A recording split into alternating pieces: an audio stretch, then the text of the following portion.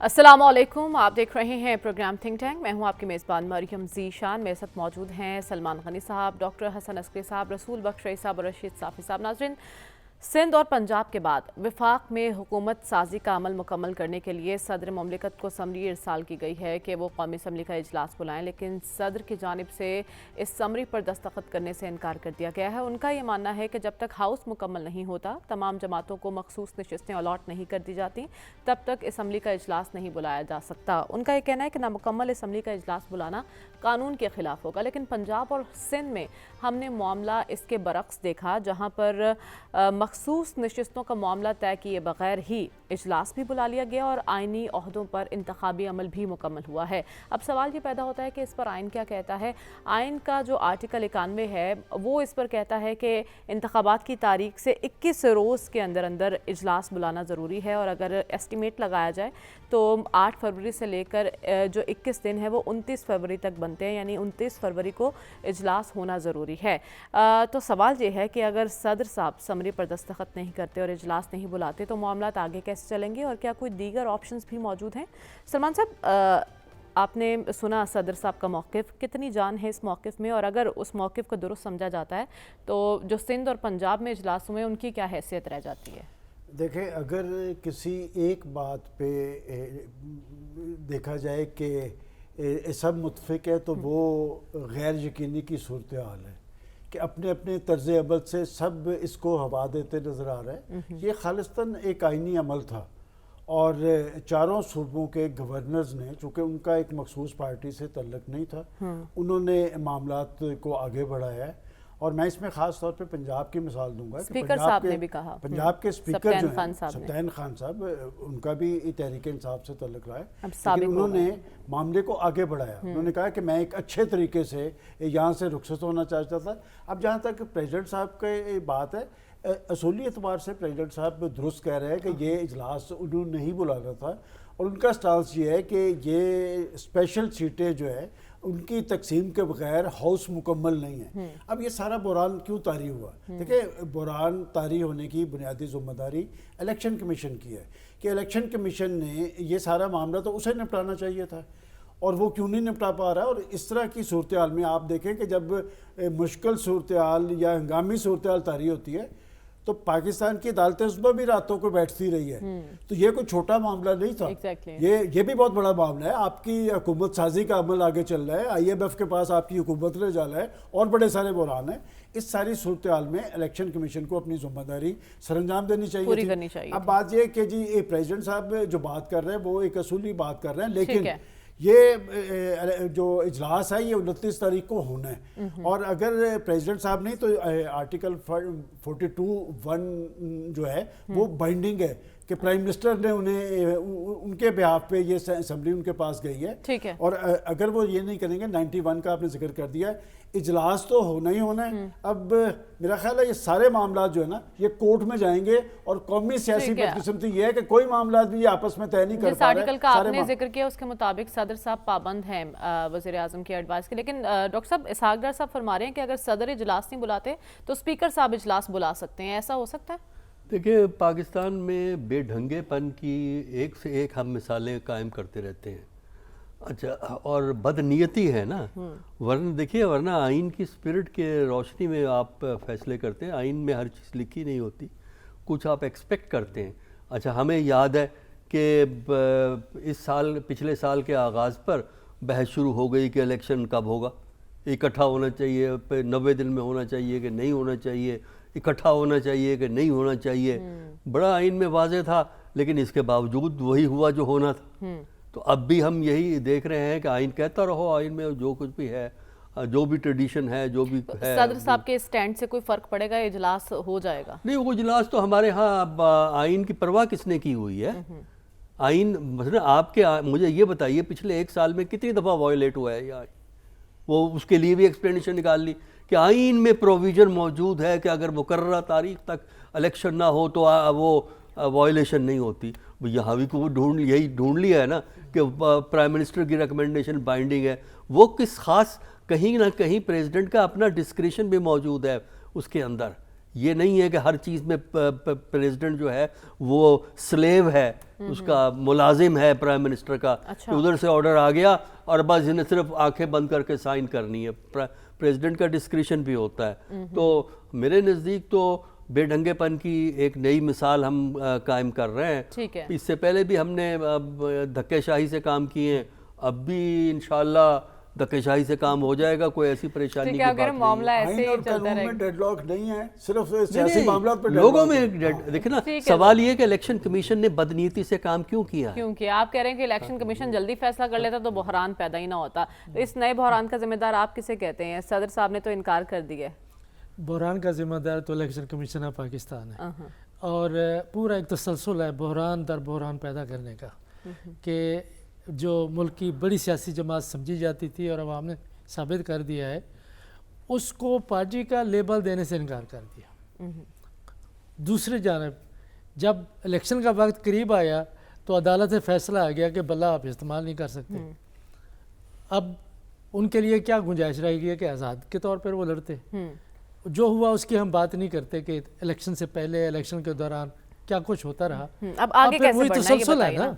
اب دیکھیں ملک کی سب سے بڑی پارٹی ہے، اس کی جو سیٹیں بنتی ہیں اقلیتوں کے لیے اور خواتین کے لیے، ان کو وہ دے نہیں رہے، نوٹیفائی نہیں کر رہے.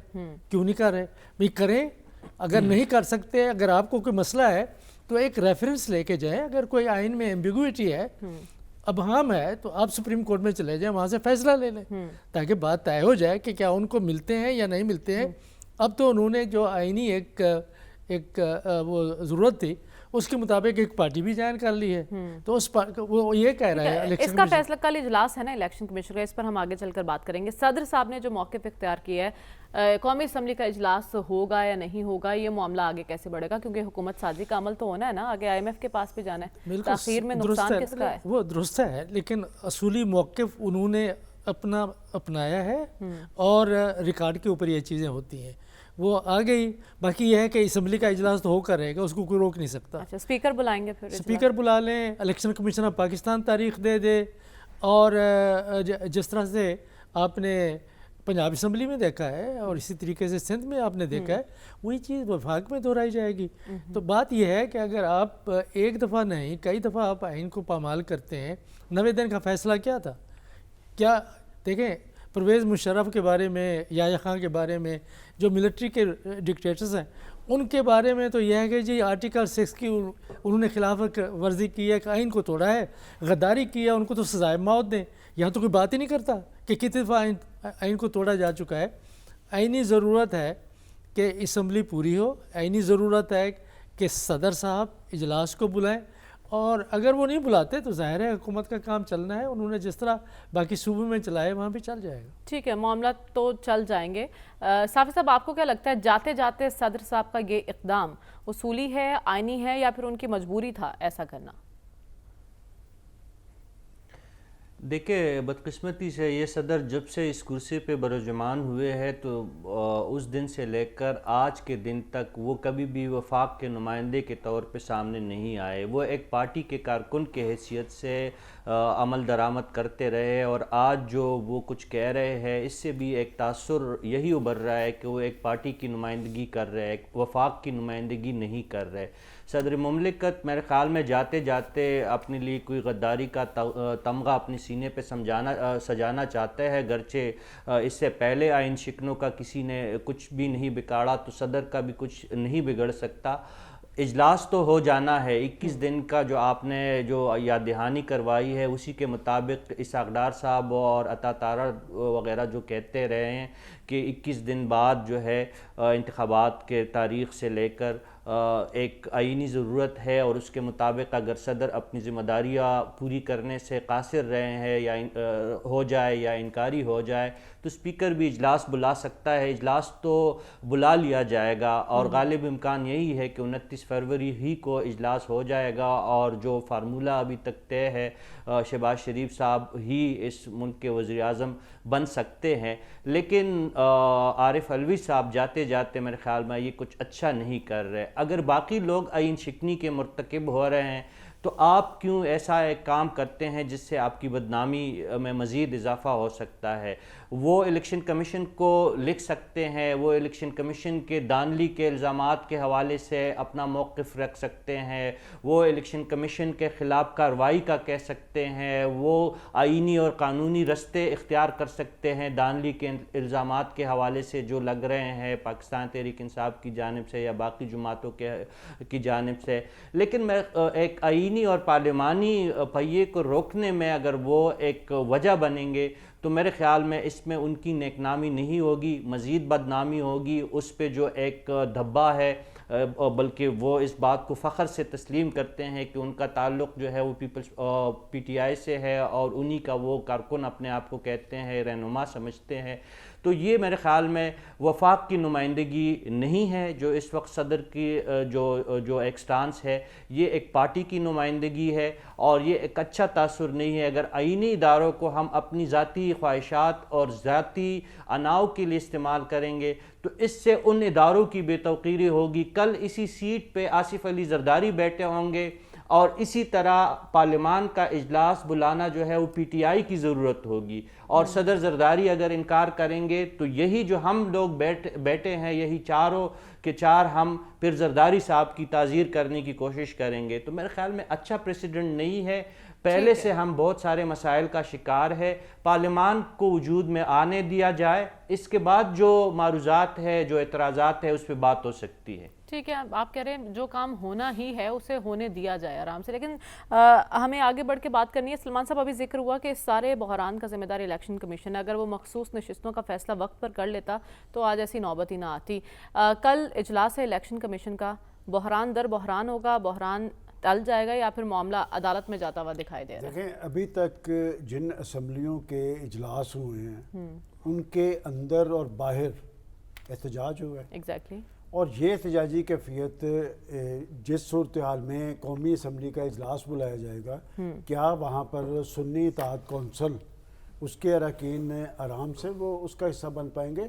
اس ساری مشکل صورت، دیکھیں میں نے ابھی جو بات کہی ہے کہ آئین اور قانون میں تو ڈیڈ لاک کوئی نہیں ہے، کوئی نہ کوئی راستہ بن جاتا ہے، یہ سیاست میں ڈیڈ لاک کیوں ہے کہ یہاں سے راستہ کیوں نہیں بنتا؟ آپ ہر معاملہ دیکھیں، ابھی 1 سال پہلے کی بات کی گئی ہے، میں آپ کو یاد ہے میں نے کیا کہا تھا کہ ہر بڑا فیصلہ پاکستان کی عدالت عظمیٰ نے کرنا ہے، یہ کس مرض کی دعا ہے سارے، اور یہ معاملہ بھی کل الیکشن کمیشن کے پاس میرے خیال آخری چانس ہے کہ یہ فیصلہ اگر وہ نہیں کر پاتے، یہ سیٹیں تو آپ نے ان کو دینی ہے، اس لیے دینی ہے کہ آپ پنجاب کے اندر بھی جب آپ نے انتخاب کروایا تو 27 سیٹیں آپ نے رکھ لی، چھوڑ دی ہیں، اس کا مطلب ان کو پتہ ہے کہ یہ ایسے نہیں ہو سکتا کہ ایک بڑی پارٹی تاخیر، اس لیے یہی تو ہم کہہ رہے ہیں کہ یہ بحران طاری کس نے کیا ہے؟ بھائی ادارے تو بحران ختم کرتے ہیں۔ آج پاکستان کے اندر جو کیفیت طاری ہوئی ہے، اگر پاکستان کی پولیٹیکل لیڈرشپ ہی میچورٹی دکھائے تو سارے مسئلے حل ہو سکتے ہیں۔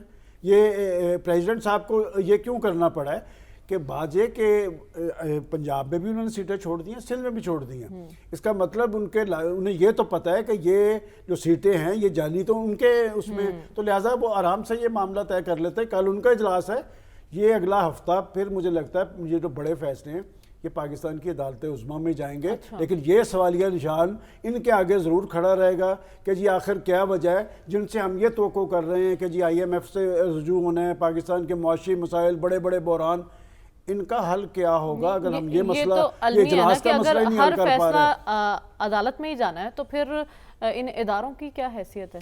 دیکھیں بات یہ کہ یہ بات تو آپ کہہ سکتے ہیں، ہم تو یہاں پر اداروں کو اٹھا کے ہم پتہ نہیں کہاں لے گئے، یہ سیاسی جماعتیں بھی ادارے ہیں، یہ پولیٹیکل سسٹم کے یہ سیاسی جماعتیں بھی ادارے ہوتے ہیں اور ان سے جمہوریت اسٹرنتھن ہوتی ہے۔ پہلے آپ نے ان سے ان کا نشان لے لیا، پھر ان کو الیکشن نہیں لڑنے دیا، وہ انڈیپینڈنٹ حیثیت میں لڑے، اور پھر سنی اتحاد کونسل کے نام سے ایک ٹیکنیکل پوائنٹ ضرور ہے کہ سنی اتحاد کونسل نے اپنی کوئی فہرست نہیں دی تھی۔ دیکھیں یہ ٹیکنیکل پوائنٹ اس حد تک تو الیکشن کمیشن درست کہہ رہا ہے کہ ان کی فہرست نہیں ہے، وہ فہرست وہاں پر دیتے تو اس پہ وہ بات کرتے۔ کل کا اجلاس بڑا امپورٹنٹ ہے اور اگر الیکشن کمیشن کوئی فیصلہ نہ کر سکا تو پھر ساتھ ہی عدالت عظمیٰ ہے اور بالآخر فیصلے جو ہیں پاکستان کی عدالت عظمیٰ میں ہوں گے۔ ٹھیک ہے، سنی اتحاد کونسل کی آپ نے بات کی کہ اس نے پہلے فہرست نہیں دی تھی، لیکن ایک مثال موجود ہے ڈاکٹر صاحب 2019 میں بلوچستان عوامی پارٹی کی، جب انتخاب ہوا اس کے بعد پارٹی کی حیثیت سے وہ سامنے آئی اور انہیں پھر مخصوص نشستیں دے دی گئی تھی، تو اس مثال کو سامنے رکھ کر فیصلہ نہیں کیا جا سکتا؟ وہ تو فیصلہ کرنے کی نیت پہ ہے نا. دیکھیں نا, معاملات کو الجھایا بھی جا سکتا ہے, معاملوں کو سلجھایا بھی جا سکتا ہے, یہ نیت پہ ڈیپینڈ کرتا ہے. لہٰذا اب میں نے تو پہلے آج اس پروگرام میں بہت پہلے یہ بات کہی تھی کہ الیکشن کمیشن اس میں نیگیٹو پلے کرے گا سیٹوں کے ایلوکیشن میں, اور اعتراض جو آپ نے کہا تھا, میں نے کہا یہ اعتراض الیکشن کمیشن کرے گا. اور چونکہ الیکشن کمیشن کی ایک نیگیٹو اپروچ ہے ایک پارٹی پی ٹی آئی کے بارے میں, لہذا وہ یہاں بھی یہی گیم کھیلے گا. تو اب آپ کل کیا فرق پڑتا ہے, میٹنگ ہوگی, وہ اپنے اصول اور قاعدے کے مطابق جو بھی فیصلہ جو ہے وہ کر دیں گے. بنیادی طور پر الیکشن کمیشن جو ہے وہ الیکشن کروانے کے بندوبست میں اپنی جو ہے نا وہ حیثیت کو مضبوط بنانے کے چکر میں ہے, بجائے سے کہ الیکشن کمیشن کا کام یہ ہوتا ہے کہ الیکشن کو فیسیلیٹیٹ کرواتے ہیں تاکہ بہترین اچھا الیکشن ہو, اس کی جگہ اچھی پارلیمنٹ بنے. لیکن یہاں تو عدالت کا بھی رول وہ پلے کرتا ہے. مسئلہ یہ ہے کہ ہم نے اس دفعہ پہلی دفعہ یہ عملی طور پہ دیکھا ہے کہ کنٹیمپٹ آف الیکشن کمیشن کے تحت بھی اب کیسز چلنے شروع ہو گئے ہیں.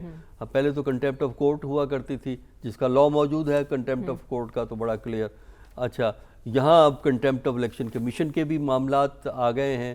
تو اب ہم کیا گفتگو کریں پاکستان کے اندر اس طریقے سے. اگر آپ آئین کو لاپرواہی سے ڈیل کریں گے, موجودہ سینیریو میں کل کیا فیصلہ ایکسپیکٹڈ ہے ڈاکٹر صاحب الیکشن کمیشن کا؟ جوتیوں میں دال بٹے گی, بس یہ فیصلہ ایکسپیکٹڈ ہے.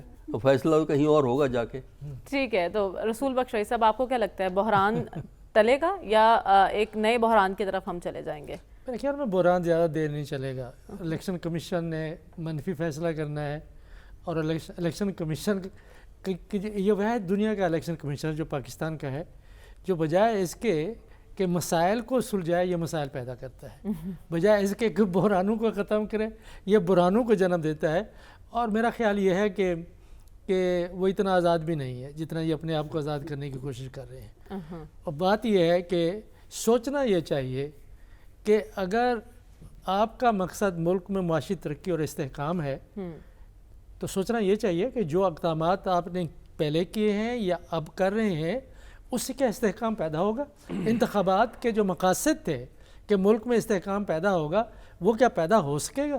جس قسم کے حالات پیدا ہو رہے ہیں اس سے تو آپ کی ہماری عام لوگوں کی زندگی متاثر ہوگی, اور اس کے ذمہ دار الیکشن کمیشن پاکستان کو ہی ہم ٹھہرائیں گے. لیکن اس کا حل یہی نکلے گا کہ اگر وہ فیصلہ کرتے ہیں کہ جی کہ وہ پی ٹی آئی کو یہ سیٹیں نہیں دیتے, سنی اتحاد کو نہیں دیتے, تو وہ ظاہر ہے کہ وہ الیکشن وہ ہائی کورٹ میں جائیں گے, سپریم کورٹ میں جائیں گے, وہ فیصلہ آ جائے گا, مسئلہ ختم ہو جائے گا. یعنی معاملہ ایک دفعہ پھر عدالتوں میں جانا ہے, پھر وہ نہیں ملیں گی تو پھر وہ باقی پارٹیوں کو ڈیوائیڈ ہو جائیں گی. یہ بھی معلوم نہیں کہ وہ باقی پارٹیوں کو دینا چاہتے ہیں یا ان کو اگر نہیں دیں گے تو ظاہر باقی پارٹیوں میں ڈیوائیڈ. لیکن معاملہ پھر کیسے آگے بڑھیں گے ڈاکٹر صاحب؟ اگر عدالتوں میں جانے ہیں اور پھر سڑکوں پہ ہی آنا ہے تو پھر حکومت کیسے چلے گی؟ حکومت جو بھی بنی بھی نہیں. دیکھیں, حکومت چلانے کے دو طریقے ہیں. ایک تو یہ ہے کہ سیاسی جماعتوں کے درمیان میں مفاہمت ہو اور آئین اور قانون کے مطابق اور احتساب کے دائرے میں رہتے ہوئے سب لوگ اپنا کام کریں. اور ساتھ یہ ہے کہ پاکستان کے اداروں کو چلاتے ہوئے ملک میں معیشت کو بہتر کریں, حکومت کی کارکردگی کو بہتر کریں, لوگوں کے لیے ریلیف دے. اسی صورت میں آ سکتے. یہ نہیں ہے کہ آپ تندور میں روٹی اور فلانی روٹی, وہ نہیں ہو سکتا. وہ اگر نہیں کریں گے تو عدم استحکام, بے چینی, احتجاج, سڑکوں کے اوپر لوگ ہوں گے, اسمبلیوں کے اندر شور شرابہ ہوگا. تو اس سے کیا آئی ایم ایف آپ کو پھر کوئی قدر کی نگاہ سے دیکھے گا؟ ورلڈ بینک آپ کو, یورپین یونین, باقی لوگ جو سوال اٹھا رہے ہیں الیکشن کمیشن آف پاکستان کے بارے میں اور نتائج کے بارے میں, وہ آپ کی مدد آپ کو اپنے پاؤں پر کھڑا ہونے کے لیے نہیں دیں گے. ٹھیک ہے, تو پھر کیا کریں گے آپ؟ آپ ملک کا بیڑا غرق کر رہے ہیں نا. اگر کوئی پاکستان میں کوئی مخلص کوئی سیاستدان ہو سکتا ہے تو اس کی پوری کوشش یہ ہونی چاہیے کہ مفاہمت ہو اور ملک کے اندر استحکام ہونا چاہیے. اس کے چانسز آپ کو کتنے لگ رہے ہیں اس پر ہم آگے چل کر بات کریں گے, لیکن پہلے صاحب بات ہو رہی ہے الیکشن کمیشن کی. کل جو اجلاس ہونے جا رہا ہے نتیجہ خیز ہوگا وہ اجلاس؟ دیکھیں نتیجہ خیز تو ہو سکتا ہے، لیکن وہ نتیجہ کیا ہوگا، کیا اس سے جو آپ استحکام اور آپ سیاسی ٹھہراؤ کی جو ہم توقع کر رہے ہیں یا جو ہمارا مطالبہ ہے، کیا وہ پورا ہو سکے گا؟ تو وہ جواب تلاش کرنا زیادہ ضروری ہے۔ میری نظر میں الیکشن کمیشن اتنا متنازع ہو چکا ہے، چاہے ان کا کوئی بھی فیصلہ اس وقت جو بھی آئے گا سامنے تو اس کو تسلیم نہیں کیا جائے گا، اور اس پہ فریقین کی جانب سے ضرور اعتراض اٹھایا جائے گا، اور اس کی وجہ خود الیکشن کمیشن کا ابھی تک روا رکھا ہوا اپنا سلوک اور ان کا اپنا کردار ہے۔ اگر الیکشن کمیشن نے آئین کے مطابق ہی سارے فیصلے کیے ہوتے اور ان کا جو الیکشن کمیشن کے جو ضابطے ہیں اگر اس کو مد نظر رکھتے ہوئے بغیر کسی مخاصمت اور بغیر کسی بدنیتی کے وہ عمل پیرا ہوتا تو آج شاید ہم یہ بات نہ کہتے، لیکن ابھی تک جو حالات اور واقعات ہمارے سامنے آئے ہیں اس میں الیکشن کمیشن کی بدنیتی اور اپنے فرائض سے غفلت بالکل واضح طور پر نظر آ رہا ہے۔ اس کے ساتھ ساتھ ہماری یہ بدقسمتی ہے کہ ہمارے ہاں جو نظام ہے وہ آئینی ڈھانچے کے مطابق نہیں ہے، یہ ایک طاقتور جتے کا ایک سسٹم ہے یہاں پہ، اور وہ طاقتور جتہ جب بھی اور جس وقت بھی جس طریقے سے آئین اور قانون کو استعمال میں لانا چاہے وہ لا سکتے ہیں۔ اس وقت بھی الیکشن کمیشن کا یہ خیال ہے یا ان کا یہ ادراک ہے کہ سنی اتحاد کونسل نے چونکہ فہرست ہی نہیں جمع کی ہے اس لیے ان کو محسوس نشستیں دینے میں وہ لے تو لال سے کام لے رہا ہے، لیکن جو لوگ منتخب ہوئے ہیں، جن لوگوں نے کونسل میں سنی اتحاد کونسل میں شمولیت اختیار کی ہے وہ عوام کے منتخب نمائندے ہیں، اور آپ کو آئین اور قانون کے مطابق ان منتخب نمائندوں کے جتنی تعداد میں محسوس نشستیں بنتی ہے آپ کو دینا ہی پڑے گا اگر آپ آئین اور قانون کی بات کرتے ہیں، اور اس میں آپ پھر بہانہ بازی اور ہیلے بازیوں میں آپ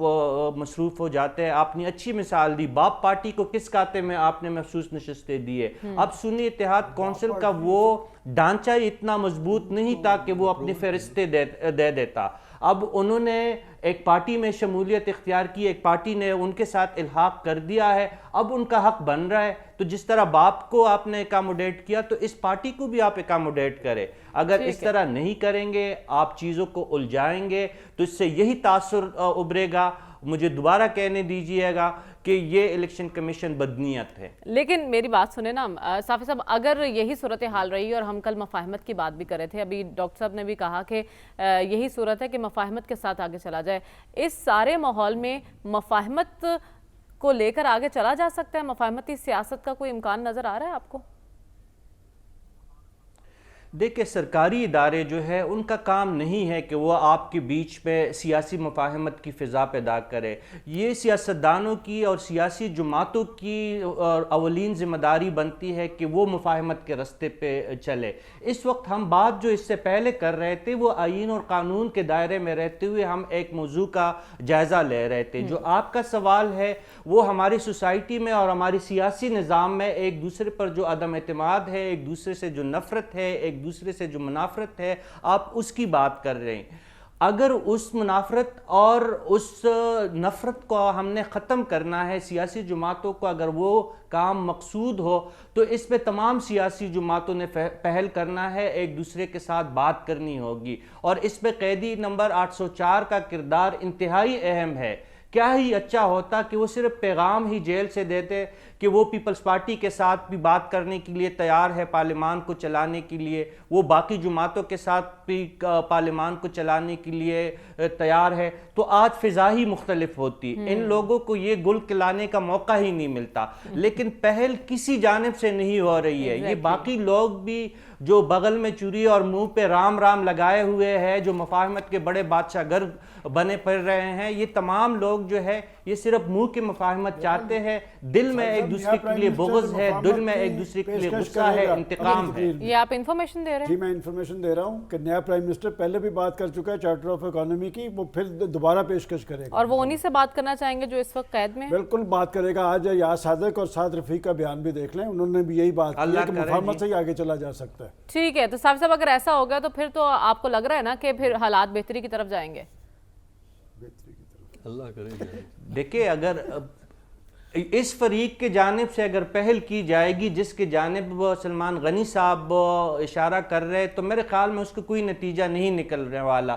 اس طرف سے اگر بات کی جائے گی اور ایک اور فریق جو ہے جو سب سے طاقتور فریق ہے, اگر ان کی جانب سے بات کی جائے گی اور سیاستدانوں کو بٹانے کی بات کی جائے گی تو تب ہی بات بنے گی. لیکن پہل کم از کم سیاستدان ضرور کرے. اگر اس جانب سے خاموشی ہے اڈیالہ کی طرف سے تو یہ ماڈل ٹاؤن سے یا اسلام آباد میں اگلے ہفتے جو نئے باسی آنے والے ہیں ان کی جانب سے بھی پہل ہو جائے تو ہم اس کو بھی غنیمت جانیں گے. ٹھیک ہے, لیکن آپ کہہ رہے ہیں کہ بات تب بھی بنے گی جب دوسری طرف سے پہل کی جائے گی.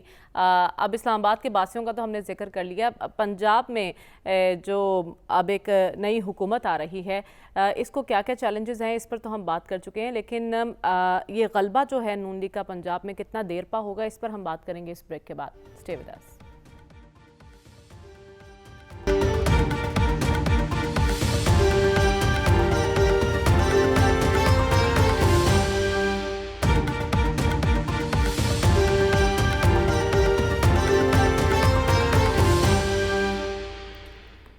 ویلکم بیک ناظرین. کل پنجاب کی وزارت اعلیٰ کے لیے چناؤ ہوگا اور سلمان صاحب غالباً حلف برداری کی تقریب کے انویٹیشنز بھی بانٹے جا چکے ہیں. مریم نواز آ رہی ہیں, کیا ایڈوائس ہے ان کے لیے؟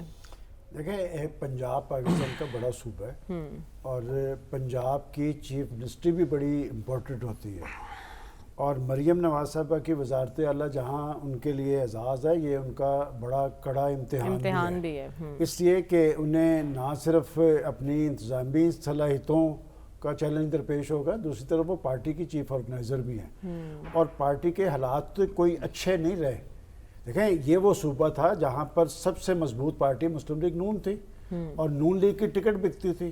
اب انتخابی نتائج ان کے لیے چیلنج ہے اور بات یہ اندرونی معاملات بھی کچھ خراب ہیں پارٹی کے. دیکھیں, ان کے لیے لیگیسی ہے ان کے والد کی اور چچا کی کہ وہ اگر پاکستان کے پرائم منسٹر بنے ہیں نا تو یہاں کی کارکردگی کی وجہ سے بنے ہیں. کچھ بھی کہہ لیں ان کی سیاست کے بارے میں, نواز شریف اور شہباز شریف پنجاب کے وزیر اعلیٰ کے طور پہ انہوں نے ڈیلیور کیا تھا تو وہ پاکستان کے وزیر اعظم بن گئے.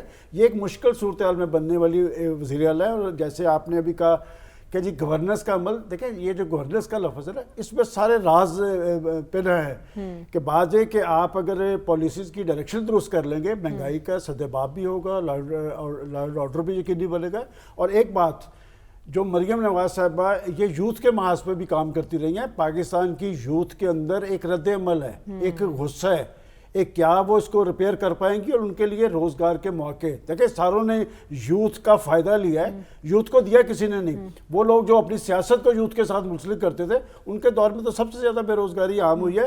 میں سمجھتا ہوں کہ بڑے صوبے کی چیف منسٹر کے طور پہ بڑے سارے چیلنجز درپیش ہے اور اس میں لیکن اس میں مجھے کہنے دیجئے ایک اہم کردار ہوتا ہے مشیروں کا جو مشورے دیتے ہیں. خان صاحب کو بھی سب کی رائے یہ تھی کہ ان کے مشیروں نے مروا دیا. سب سے بڑا مشورہ تو جاتی عمرہ میں ان کے والد محترم پیچھے بیٹھے ہیں, وہ ایکسپیرینسڈ ہیں, ان کے چچا ان کا ایک ماڈل موجود ہے. میں اسی لیے کہہ رہا ہوں کہ اپنے چچا سے مشورہ لیں گی, اپنے کزن حمزہ سے مشورہ لیں گی؟ نہیں, مجھے اب حمزہ کا تو میں نہیں کہہ سکتا, جن کا باپ حیات ہے ان کے چچا کا ماڈل موجود ہے. اگر پاکستان کے اندر ان کی سیاست چل رہی ہے تو کسی بنیاد پہ چل رہی ہے نا. پاکستان کے اندر بڑی سیاسی قوت بنے تو کسی بنیاد پہ بنے ہیں, لہٰذا یہ لیگیسی تو ان کے پاس موجود ہے. لہٰذا امتحان بہت بڑا ہے اس لیے کہ منتخب ایوان کے اندر بھی احتجاج ہے اور باہر بھی احتجاج ہے. اگر وہ اس احتجاج میں الجھنے کی بجائے اپوزیشن کو کوئی اچھا میسج دیں گی, اور سب سے اہم بات جو ہوتی ہے کہ جب آپ اپنی کارکردگی کو بہتر بناتے ہیں, جب آپ لوگوں کو ریلیف فراہم کرتے ہیں, جب آپ گورننس کے عمل کو یقینی بناتے ہیں تو پھر اپوزیشن کا احتجاج کارگر نہیں ہوتا. لوگ یہ سمجھتے ہیں کہ ہمیں ریلیف مل رہا ہے, ہمارے مسائل کا حل ہو رہا ہے, تو یہ اگر وہ یقینی بنا دیں گے تو پھر ان کی مشکلات کم ہوں گی. اور لیکن ہم نے یہ دیکھا ان کی پرسنالٹی پہ مزاحمت کا عنصر زیادہ غالب رہا ہے, مزاحمتی سیاست میں انہوں نے اپنا نام بنایا. اب بھی وہ انتقامی سیاست کو ترجیح دیں گے؟ یہ بالکل آپ نے درست کہا ہے کہ وہ نہ صرف پاکستان کی اسٹیبلشمنٹ, پاکستان کی عدلیہ کی ناقد بھی رہی ہیں. سیاسی محاذ پر انہوں نے اپنی صلاحیتوں کا لوہا خود منوایا ہے, لیکن یہ حکومتی محاذ ہے, اس میں حکمت سے کام لینا پڑتا ہے, اس میں تحمل اور بردباری چاہیے, اس میں صبر و تحمل چاہیے. اور جس مریم نواز صاحبہ کی سیاست کو یا ان کی سٹرگل کو میں دیکھ رہا ہوں, دیکھیں وہ وقتی طور پہ تو خاموش رہیں گی. اچھا انہیں چاہیے کہ اپنی صلاحیتوں کو وہ لوگوں کی خدمت اور ڈیلیوری کے لیے بروئے کار لائیں, اور اگر انہوں نے اپوزیشن سے الجھنا شروع کر دیا تو پھر حالات خراب ہوں گے. ویسے تو پاکستان کی سیاست میں ایک اور ماڈل بھی آیا ہے, وہ ماڈل یہ ہے کہ جی حکومتی کارکردگی کچھ نہیں, آپ انتشار پیدا کریں, اپوزیشن کو ٹارگٹ کریں, اس سے سیاسی اہمیت قائم ہوگی. کسی حد تک تو ویسے وہ بھی درست ہیں, ٹھیک ہے, لیکن کارکردگی تو کوئی چیز نہیں ہوتی. ٹھیک ہے, لیکن ڈاکٹر صاحب ہم نے دیکھا کہ ایک ٹف اپوزیشن کا سامنا ہوگا مریم نواز کو, اور ان کی جو نیچر ہے وہ ریئیکٹ بھی کرتی ہیں اور مزاحمت کا بھی ایک عنصر غالب ہے ان میں, تو آتے ان کا ٹارگٹ یا فوکس کس چیز پر ہونا چاہیے؟ دیکھیے سب سے پہلے تو ہمیں یہ دیکھنا ہوگا کہ ان کا رویہ اپوزیشن کی طرف کیا ہوگا. کیا پکڑ دھکڑ کی پالیسی جو چل رہی ہے وہ اس کو آگے چلائیں گے, یا کوئی اس کو ایک طرف رکھ کے کوئی نیا انیشیٹو دکھائیں گے؟ یہ ایک بڑا اہم چیلنج ہے جس کے بارے میں کچھ نہیں کہا جا سکتا. جہاں تک ہماری روایت کا تعلق ہے, روایت تو یہی ہے کہ آپ معافی نہیں ہوتی ہمارے یہاں جو ہے, تو باقی ہم دیکھیں گے کیا ہوگا. دوسرا جو ہے وہ یہ ہے کہ جو اقتصادی معاملات ہیں, اس میں جو مشکلات ہیں, اس میں ایک سٹینڈرڈ نسخہ جو بیوروکریسی آپ سے کرواتی ہے وہ ہوتے ہیں پیکج, کہ جی یہ آٹا تقسیم کر دو, روٹی تقسیم کر دو, رمضان پیکج دے دو, اچھا سستے بازار لگا دو رمضان کے جہاں وہ سستے ہوتے نہیں ہیں. یہ سارے مس مینیج ہوتے ہیں. پچھلے اگر آپ 5-6 سال کے دیکھیں یہ پیکیجز جو ہیں, یہ پیکیجز جو ہوتے ہیں یہ ایک طرح کا ڈرامہ ہوتا ہے. وجہ یہ کہ آپ اناؤنس کر دیتے ہیں, بڑے دھوم دھام سے وہ اناؤنس ہوتا ہے ٹی وی پہ, ریڈیو پہ, اور بڑی تعریفیں ہوتی ہیں اخبارات کے اندر, عوام لائنوں میں لگ کے خوار ہو جاتے ہیں, اور عوام لائنوں میں کھڑے ہوتے ہیں. ایک ہفتے کے بعد نہ وہاں عوام ہوتے ہیں نہ وہاں وہ پیکج ہوتا ہے, اور آپ کسی اور چکر میں کوئی اور نیا اناؤنس کر دیتے ہیں. تو یہ میرے نزدیک جو ہے دیکھنا یہ ہے کہ نمبر 1 کیا پالیسی آف کنفرنٹریشن جو پنجاب میں موجود تھی, جو کیئر ٹیکر گورنمنٹ کے دور میں چلتی رہی ہے, جس میں آئی جی بادشاہ سلامت تھے اس پروونس کے, تو کیا وہی اسی آزادی سے جو ہے اپنی پالیسی کو چلائیں گے جس آزادی سے انہوں نے ماضی میں چلایا ہے؟ نمبر 1.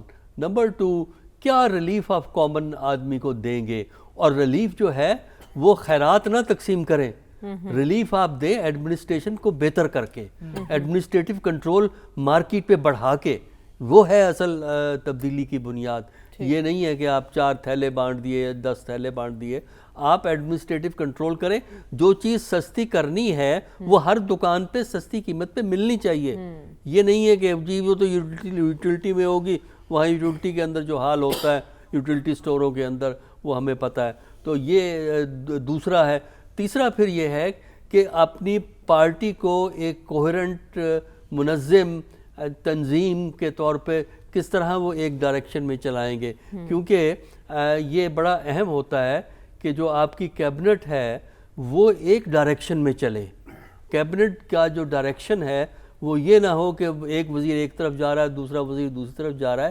ایک خاص انداز میں کیبنٹ کو ایک کوہرنٹ انداز میں چلنا ضروری ہوتا ہے, کیونکہ کیبنٹ کی سپورٹ, جب تک کیبنٹ کا سپورٹ سسٹم آپ کے ساتھ نہیں ہے وہ آپ اکیلا چیف منسٹر کچھ نہیں کر سکتا. ٹھیک ہے, کیبنٹ پر بھی ایک سوال ہے نا, ان کی کیبنٹ میں کون کون شامل ہوگا اور کیبنٹ کی تشکیل میں اہم کردار کس کا ہوگا, اس پر بھی ہم بات کریں گے اس بریک کے بعد. اسٹے ود اس.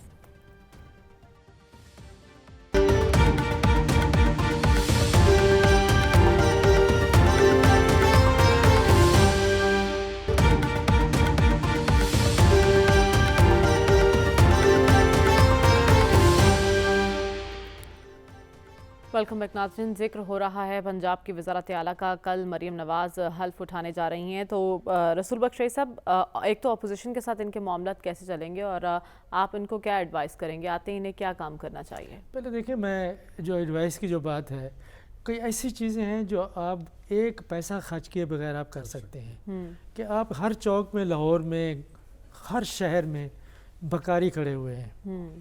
کوئی تو حکومت ہے کہ جو ان کو یہاں سے ہٹائے. اگر وہ مسکین ہے تو ان کو آپ اپنے بیت المال میں ان کو لے جائیں, وہاں پہ ان کا انتظام کریں. اگر وہ ایک مافیا کے طور پہ کام کر رہے ہیں تو ان کو ختم کرنا تو یہ حکومت کی ذمہ, یہ تو کر سکتے ہیں. آپ جو مارکیٹیں ہیں ساری دنیا میں دیکھ لیں کہ کب بند ہوتی ہیں، 6 بجے 7 بجے 8 بجے، آپ کی مارکیٹ کیوں نہیں بند ہو سکتی؟ یہ وفاقی حکومت بھی کرنا چاہیے اور اس حکومت کو بھی کرنی چاہیے۔ تیسری بات جس کو کوئی پیسہ نہیں لگتا وہ یہ ہے کہ آپ کے جو سکول ہیں ان میں استعداد موجود ہے، اب کسی بچے کو سکول سے باہر نہیں رہنا چاہیے، خصوصی طور پہ جو بچوں کی تعلیم ہے اس کے اوپر آپ توجہ دے سکتے ہیں۔ پھر اس کے بعد یہ ہے کہ جو آپ کے ریسٹورانٹس ہیں ہم سے پیسے لے لیتے ہیں ایکسائز کے، کیا وہ کوئی طریقہ آپ نے بنایا ہے پنجاب میں کہ وہ آپ کے خزانے میں جمع ہوتا ہے یا نوکرشاہی میں اور ان لوگوں میں تقسیم ہوتا ہے؟ یہ اس کے علاوہ جو باتیں ہیں کرنے کی وہ یہ ہے کہ آپ نے جو ضلعی انتظامیہ ہے اس کو ایماندار بنانا ہے۔ ریونیو ڈپارٹمنٹ کی جو ڈاکومنٹیشن شہباز شریف صاحب بڑا اچھا کام کر گئے تھے، بہت اچھا کام کیا تھا کہ انہوں نے لینڈ ریکارڈز کو ڈیجیٹائز کیا، کمپیوٹرائز کیا، لیکن بے شمار موضوع موجود ہیں پاکستان کے اندر، پنجاب کے اندر، جو بیوروکریسی نے نہیں کرنے دیے، اب بھی نہیں ہے۔ اور وہاں پہ جو لینڈ ریکارڈ سینٹرز ہیں میں ذاتی طور پہ جانتا ہوں وہاں پہ کرپشن ہے، لوگوں سے پیسے لیتے ہیں، کیوں نہیں ختم کرتے؟ ٹیلی فون نمبر بھی لکھا ہوا ہے وہاں پہ۔ بیوروکریسی سے بھی کام نکلوانا تو ایک بڑی بات ہے نا، تو کنٹرول اور وہ گرفت ہوگی مریم نواز کی۔ آپ اگر ایماندار بندے کو لگائیں، جس طرح سے ابھی یہ ہمارے جاتے جاتے نگران وزیر اعلیٰ صاحب، ان کے بھی بڑے کارنامے ہیں، لیکن انہوں نے یہ فرمایا، یہ بھی کارناموں میں ہی لکھ لیں کہ جی اب مجھے آفر ہوئی ہے ایک ایکسیجن لگانے کی 11 کروڑ، تو کیا مطلب کہ ایکسیجن پاکستان پنجاب میں کروڑوں روپے لے کے لگتے ہیں؟ تو یہ چیزیں کس نے کرنی ہے؟ کس بہر کی طاقت نے تو نہیں آگے کرنی، ہم تو صرف ایڈوائز کر سکتے ہیں کہ آپ جو ایماندار لوگ ہیں ان کو لگائیں اور پھر قانون بنائیں کہ اگر کوئی ملوث ہو سرکاری اہلکار کرپشن میں تو ان کے خلاف کارروائی ہونی چاہیے، اور یہ بیوروکریسی کو کم کریں۔ یہ جو ہوتا ہے نا کہ نوکریاں دیں، میم جی لوگوں کو نوکریاں دے رہے ہیں، آپ اپنے اوپر قرضوں کا بوجھ بڑھا رہے ہیں، ملک کو تباہ کر رہے ہیں آپ۔ اچھا باقی دنیا میں کیا ہوتا ہے، میں آخری بات کرنا چاہتا ہوں، دنیا میں کیا ہوتا ہے؟ امریکہ کی ریاستوں میں، ہندوستان کی ریاستوں میں مسابقت کس بات پہ ہے؟ اس بات پہ ہے کہ ہم تعلیم میں آگے ہیں، سماجی ترقی میں ہم آگے ہیں، اور ہمیں باہر کے ملکوں سے اور ملک کے اندر سے ہم اپنے صوبے میں اپنی ریاست میں سرمایہ کاری لے کے آئے ہیں۔ یہ کرنا چاہیے ہمارے صوبوں کو، اور مریم نواز صاحبہ کو بھی یہی کرنا چاہیے۔ اور اپوزیشن کے ساتھ دیکھیں، اس کا تعلق مرکزی حکومت سے ہے، اس کا تعلق تمام پاکستان کے تمام صوبوں سے ہے کہ وہ فیصلے کہیں اور ہونے ہیں، ان کے بس کی بات نہیں ہے۔ ٹھیک ہے، شہباز شریف کو ٹارگٹ نہیں کرے گی اپوزیشن، مریم نواز کو کرے گی، وہ کرے گی، لیکن یہ ہے کہ فیصلے اور ہوں گے، کہیں اور ہوں گے۔ ٹھیک ہے، تو آپ نے بتا دیا اپوزیشن کا ٹارگٹ کوئی اور ہے، شہباز شریف نہیں ہے۔ ٹھیک ہے صاحب، ایک تو میں نے بات کی تھی ایک کیبنٹ میں کون کون ہوگا مریم نواز کی، اور کیبنٹ کی تشکیل میں اہم کردار کس کا ہوگا؟ یقین جانے مریم، اس سوال کے تو میرے پاس کوئی جواب نہیں ہے، شاید سلمان غنی صاحب آپ کی رہنمائی کرے کہ کیبنٹ میں کون کون ہو سکتا ہے، لیکن اتنی خبریں میری تک پہنچی ہے کہ 20 سے 25 رکنی ابتدائی کابینہ بننے جا رہی ہے پنجاب میں۔ لیکن یہ باتیں کابینہ میں چاہے جو بھی ہو، ٹیم لیڈر بہت میٹر کرتا ہے، اور مریم نواز صاحبہ کو ایک بات یاد رکھنی چاہیے کہ اس کا موازنہ یا مقابلہ جو ہے عثمان بزدار سے نہیں ہونا، اس کا موازنہ اور مقابلہ اور تقابلی جائزہ جو لیا جائے گا شہباز شریف اور نواز شریف صاحب کے ساتھ لیا جائے گا آنے والے دنوں میں، تو ان کو بہت سخت محنت کی ضرورت ہوگی، اور یہ جو نمائشی چیزیں ہیں اگر اس سے اجتناب کیا جائے اور عملی کچھ اقدامات کیے جائے پنجاب کی سطح پہ، تو میرے خیال میں اس کے زیادہ فوائد نکل سکتے ہیں۔ مادام وزیر اعلیٰ جو بننے جا رہی ہے اس کو سرکاری گھر بھی وہ لے لے، وہ تنخواہ بھی لے، گاڑی بھی لے، پروٹوکول لے، اس سے ہمیں کوئی لینا دینا نہیں ہے۔ یہ غالباً وہ اعلان کر چکی ہے کہ یہ چیزیں وہ نہیں لیں گی، وہ ضرور لے، لیکن وہ صرف آتے جاتے کچرے کے اور کوڑے کے ڈھیروں پہ ان بچوں کی طرف صرف توجہ دے جو وہاں سے روٹی کے ٹکڑے چن کے کھاتے ہیں، یا جو چوکوں کی ابھی بات کی ہے، ٹھیک ہے، جو پیشہ گر گداگر ہے ان ان کا تو خاتمہ ضرور ہونا چاہیے، لیکن کچھ باعفت خواتین جو کڑی ہوتی ہے اور ایک وقت کی دوائی کے لیے وہ پیسے اپنے لیے یا اپنے خاندان کے کسی فرد کے لیے وہ مانگ رہی ہوتی ہے، اس جانب اگر وہ توجہ دے. اس طرح اگر یہ جو پنجاب کی مضافاتی بستیاں ہے، کچی آبادیاں ہے، اس میں بلکتے ہوئے بچوں کی طرف اگر وہ توجہ دے اور یہ جو دانش اسکولوں کا جو نیٹ ورک ہے اس کو بھی وہ ضرور بڑھائے، لیکن یہ جو بے دانش سرکاری اسکول ہے اس کی جانب اگر وہ توجہ دے اور علم اور آگہی کو وہ آسان بنائے اور عام لوگوں کی رسائی وہاں تک ممکن بنائے تو اس کے دور رس نتائج سامنے آئیں گے. لیکن اس کے لیے ضروری ہے کہ وہ سیاسی مفاہمت سے کام لے. جو اس کا جارحانہ طرز عمل ہے اب وہ جلس و جلوس پہ وہ ختم کر کے اب وہ جس نشست پہ بیٹھے گی تو کل اگر رانا آفتاب صاحب ان کے سامنے اپوزیشن لیڈر ہوں گے یا کوئی اور اپوزیشن لیڈر ہوگا تو ان کے ساتھ مل کے اور مفاہمت سے آگے بڑھتے ہوئے ہاؤس کو چلائے تو میرے خیال میں اس کے بہت اچھے نتائج سامنے آ سکتے ہیں. لیکن جاتے جاتے آپ نے کہا جو سوال آپ سے کیا تھا اس کا جواب شاید سلمان صاحب دے دیں. سلمان صاحب، کابینہ کی تشکیل میں اہم کردار کس کا اور کون کون ہوگا کابینہ میں؟ یہ خبر ہم نے آپ سے لے کے جانی ہے. تشکیل میں اہم کردار پنجاب میں بھی اور مرکز میں بھی جاتی عمرہ میں بیٹھے نواز شریف کا ہوگا، اس لیے کہ وہ پاکستان کے پرائم منسٹر بھی رہ چکے ہیں اور پنجاب کے چیف منسٹر بھی رہ چکے ہیں اور انہیں پتہ ہے کہ کس طرح کے لوگوں سے کام لینا ہے. اہم رول تو ان کا ٹیم میں کون کون ہوگا؟ مریم نواز. دیکھیں مریم صاحبہ کی خواہش یہ ہوگی کہ زیادہ تر نوجوان ہوں، لیکن نواز شریف صاحب جو انہیں سجیسٹ کریں گے وہ ایکسپیرینس بندے ہوں گے، اس لیے کہ مریم نواز صاحبہ کی وزارت اعلیٰ پہ پاکستان مسلم لیگ نون کے مستقبل کا سوال ہے. ٹھیک ہے، تو سلمان صاحب نے خبر دے دی ہے کہ فیصلے نواز شریف صاحب کے چلیں گے اور کابینہ کی تشکیل میں بھی وہی اہم کردار ادا کریں گے. آج کے پروگرام سے اجازت دیجیے، آپ سے انشاءاللہ اگلے ہفتے ملاقات ہوگی. اللہ حافظ.